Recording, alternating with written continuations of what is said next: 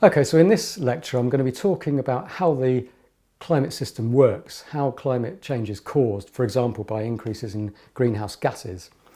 And to start off, I think it's useful to think about energy balance. So we're all used to energy balance because sometimes we get hot, sometimes we get cold, and our body regulates the energy balance. Maybe, for example, we sweat more, we can cool more.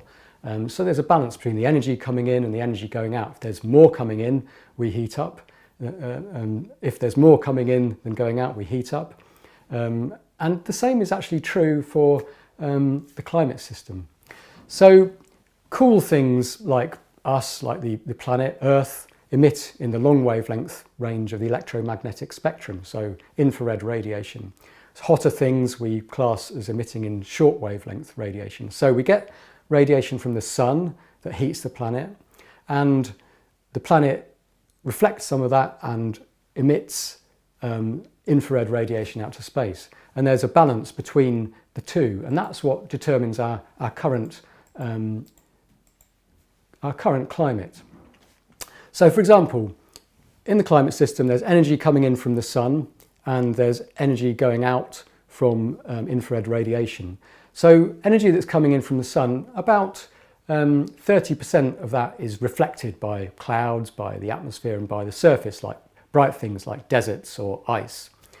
So of the absorbed sunlight, that goes into heating the planet. And the only way the planet can cool is by emitting infrared radiation out to space. So the absorbed sunlight is balanced by this infrared radiation out to space. So what happens when you add more greenhouse gases to the atmosphere is that it impedes this flow of infrared radiation out to space. So that means there's more energy arriving than leaving. So the Earth has to warm up until it can maintain a balance again. Now, if there were no greenhouse gases in the atmosphere, the planet could emit a certain amount of infrared radiation to get a balance, and it would be able to do that maybe at a temperature almost 30 degrees cooler than we actually currently experience. So the planet would really be uninhabitable for us. Luckily for us, we do have natural greenhouse gases in the atmosphere, like carbon dioxide, like methane, like water vapour. And these keep the planet a bit warmer than it otherwise would be by impeding the amount of energy going out to space, acting a bit like a blanket, so that the planet needs to be warmer so it can emit just enough radiation out to space to balance the incoming absorbed solar radiation. And that makes the planet habitable, so a global average surface temperature of about 15 degrees Celsius.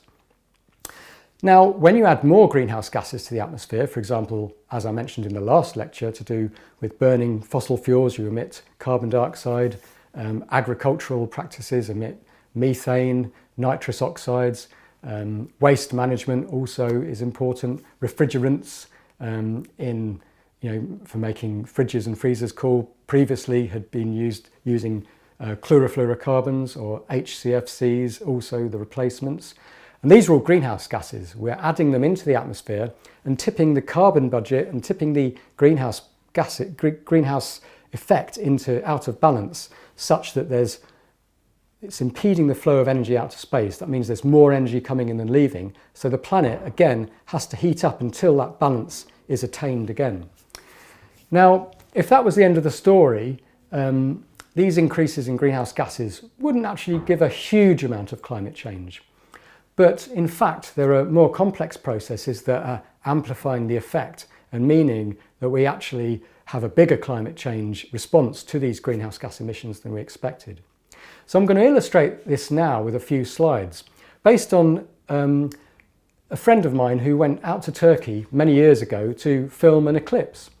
And he went out there and he found a field in the middle of nowhere. He took a few photos. It was quite a nice day. There were a few fair weather clouds about. He took another photo a bit later on when the eclipse hit its totality. And you can see in the slide, or if you've ever witnessed an eclipse, it doesn't go completely dark. There's light on the horizon, but it looks quite spectacular. And afterwards, the sun's rays come out again and you get these beautiful clear pictures again. But if you look carefully at these slides that accompany this lecture, you'll see that actually after the eclipse there's something different to the situation before the eclipse. So if you look carefully, you can see what it is. It seems that there are less clouds. Now, I work in a meteorology department at the University of Reading. We know about clouds. They can drift in and drift out. That's a perfectly plausible explanation. But there are also other things going on. I mean, why were the clouds there in the first place? If any of you have got a lava lamp, I know my son has, you'll see that it produces these plumes of what look like hot magma going up into the lava lamp. And they're caused by a hot plate heating up the liquid inside, and it goes up. You get because it's less dense, you get a similar situation with the air. So when you heat the ground, you can form these hot plumes of air and they rise. When the air rises, the pressure on it reduces because there's less atmosphere above it as it goes higher in the atmosphere. That causes it to cool, and it hits a point where the air can no longer hold all the water vapour, the gaseous water in the atmosphere. And so it comes out as little droplets and forms clouds. So another plausible explanation for the reason why it was so clear after the eclipse is that you took away that heating when you cut out the sun. There was no more of this heating effect, and these fair weather bubbly clouds just kind of disappeared because the reason that they were there had gone. So this makes a really important point for how the climate system works, because not only does the sunlight affect clouds, so the heating from the sun caused these clouds, but also the reason that we can see the clouds are there is because clouds are reflecting the sunlight, so they're reflecting sunlight back to space, but also clouds have a greenhouse effect, just like carbon dioxide and water vapour. So you get the opportunity for these vicious cycles or feedback loops where changes in the sunlight affect clouds, and then changes in the clouds affect the radiative energy fluxes like sunlight or infrared radiation. So the possibility for these feedback loops. And this is incredibly important for the climate system because, as we looked at before, when we increase greenhouse gases in the atmosphere, for example through burning fossil fuels, we start raising the temperature. As we raise the temperature, other things happen. So ice melts and you remove that reflective layer of ice and you absorb more of the sunlight and heat things up more. Similarly, in a warmer atmosphere, there's more water vapour. More evaporation leads to more water vapour in the atmosphere. And that water vapour is a greenhouse gas, and that again adds to the warming. So these feedback loops amplify climate change, whether it's a cooling in climate or whether it's a heating in climate. So we know about feedback loops from ice and snow, from water vapour, but also from clouds and temperature profiles.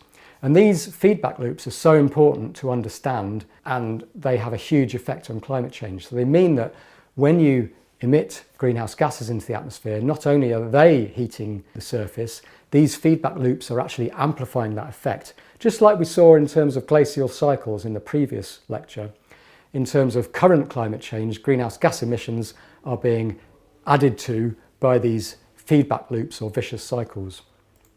The other thing about some of these feedback loops is they have additional effects that affect the consequences of climate change. For example, water vapour is a potent greenhouse gas. As I mentioned, when you warm the planet up, you have more water vapour in the atmosphere that amplifies climate change.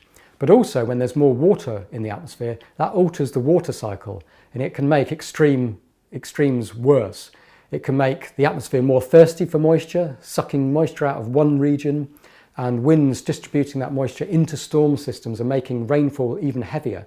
So when we have storms with heavy rain, in a warmer climate, the rainfall you get is even more intense and can potentially form worse flooding events. So water vapour amplifies climate change and it makes extremes worse as well. So all these effects are extremely important to get right if we're to understand the climate system, but also to make predictions of what's going to happen in the future. So for example, what is a prediction? Do you make predictions every day? I mean, for example, if you're getting to school or going to work, you might look at Google Maps and say, well, it's going to take an extra 20 minutes today. I was delayed on a train today, for example. But actually Google Maps will help you to tell you how long things are going to take, because it's making a prediction based on what normally happens, but also in terms of real-time traffic information. So you're able to make alternative plans or change your plans. through this prediction, and it's using both statistical, but it's also using kind of physical reasons why you might change your prediction. So we do this in climate science as well by taking all the physics that we know about and writing, millions of lines of computer code to simulate everything that's in our climate system. So, what the clouds like, what the vegetation changes, how the wind patterns change, how much water vapor is in the atmosphere. We calculate all this on lots of grid cells, millions of grid cells all over the planet. We run our simulations, and these simulations we can use and we can run to test our understanding of past climate change. Why has climate changed and what's causing it? But we can also make predictions about how climate is going to change in the future using these physical models. And that's something we'll look at in a later lecture.